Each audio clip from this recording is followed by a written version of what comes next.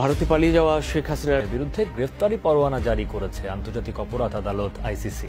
এক বিবৃতিতে এই তথ্য জানায় হেগ ভিত্তিক এই আদালত। ভারতে গ্রেফতার হয়েছেন বাংলাদেশের প্রধানমন্ত্রী শেখ হাসিনা। দেশের শত শত শিক্ষার্থী ও জনতাকে গণহত্যার দায়ে শেখ হাসিনাকে হুকুমের আসামি হিসেবে মানবতা বিরোধী অপরাধ ট্রাইব্যুনালে বিচার করার সুযোগ রয়েছে বলে এবার শেখ হাসিনার ভিসা বাতিল করেছে খোদ যুক্তরাষ্ট্র। এর আগে যুক্তরাজ্যে রাজনৈতিক আশ্রয় নেওয়ার ইচ্ছা থাকলেও তাকে আশ্রয় দিতে ইচ্ছুক নয় বলে জানায় দেশটি। এতে করে পৃথিবীর শক্তিধর দুই রাষ্ট্রই শেখ হাসিনাকে গ্রহণে অস্বীকৃতির বিষয়টি নিশ্চিত হলো। ভারতও তাকে রাজনৈতিক আশ্রয় দিতে অস্বীকৃতি জানিয়েছে। এই খুনি সরকার যে হাজার হাজার লোক হত্যা করেছে, এই সরকার নাকি আগরতলা চলে গিয়েছে পালিয়ে, কি ভারতে আছে।